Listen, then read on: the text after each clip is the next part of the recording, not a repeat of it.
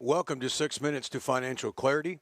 Today's topic is the Roth IRA, ensuring retirement income from higher taxes. This presentation is not meant to provide legal, tax, or estate planning advice. For questions regarding a specific situation, please consult a qualified tax advisor. Well, folks, we have a problem.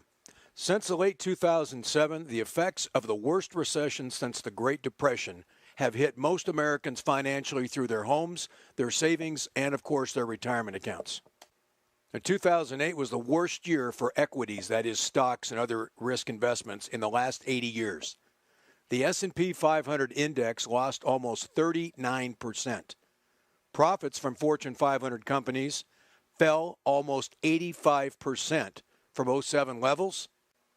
Many retirement portfolios fell 20, 30, 40, and sometimes more. Chances are your portfolio today is still worth less than what it was in 2008. And that's not the problem I'm talking about. We know what losses will do to your portfolio, but have you ever considered what future taxes are going to do to it? Poor tax diversification is the problem. Let me show you why tax diversification is important. This graph shows the gap between the tax rates of middle and upper income Americans since 1913 and the public debt, which is expressed as a percentage of the gross domestic product. As you can see, government spending spikes during times of war and recession. World War I in 1917, the New Deal programs in 1933 under Roosevelt in response to the Great Depression, World War II from 1941 to 45. Tax rates, shown by the green and blue lines, mirror spikes in government spending. As you can see here, historically, as spending rises, so do taxes. So where are we right now? Well, currently, the gap between average tax rates and the public debt is at historic highs. Costs for current and future U.S. government stimulus programs are just staggering. Someone has to pay for it. And who do you think that's going to be? And you guessed right. With the highest runaway federal debt in the history of this country, with unfunded liabilities for Social Security, Medicare, and other programs for the future, just where do you think tax rates are going to be in the future? You think they're going to be lower than now? Or do you think they're going to be higher than now? I thought so. Most of you, and even the Congressional Budget Office, believes the tax rates are going to be not only higher, but significantly higher in the years to come. So this brings us to the discussion of whether you should be using a traditional, pre-taxed, fully taxable on the way out retirement plan, or should you be looking at the Roth IRA strategies? Many of you have the ability within your own payroll deducted defined contribution plans at work to make that choice. Let's look at it and see the differences.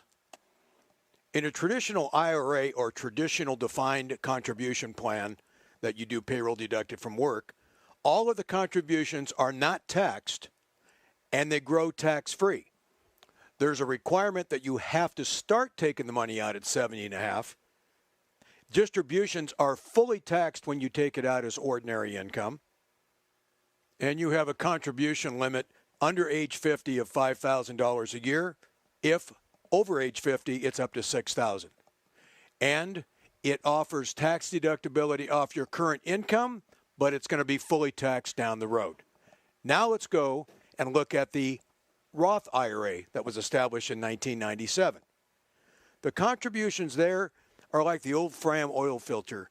Do you pay now or do you pay later? Here you pay your taxes now and the contributions grow tax-free. There are no required minimum distributions for the owner at age 70.5. You can't take the money out until you're 59.5, and it has to be in there for at least 5 years. The same limits, if you're going to do a Roth IRA, are $5,000 a year under age 50, $6,000 a year if you're over age 50. Let's briefly discuss the possibility of a conversion of a traditional IRA to a Roth IRA. Here are some options for you. First of all, I don't advise that you convert your IRA to a Roth using funds inside your taxable IRA to pay the tax. Why? You could be subject to additional tax penalties if you're under 59.5 years old.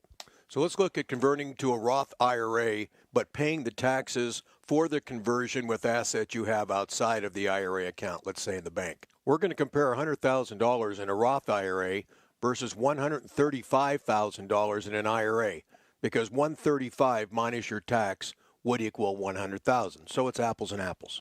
Let's look at a 45-year-old and let's assume an 8% annual average growth rate over the next 20 years. And we're going to see that the Roth IRA grows to $466,097, while the traditional IRA grows to $562,565. Again, the traditional IRA would be higher here. But hey, what about those taxes, especially those higher taxes in the future? Let's say you're going to take out $52,700 for the next 25 years in the distribution phase. You're going to get hit with a 40% tax rate, and you're only going to have $35,235 net after tax. In comparison, your Roth IRA is tax-free at distribution and leaves you with $43,663 annually, or about $8,400 a year ahead of the traditional IRA. And don't forget that at your death at any time during those 25 years of distribution, your heirs would get the tax-free balance, not have to pay tax on the balance like a traditional IRA.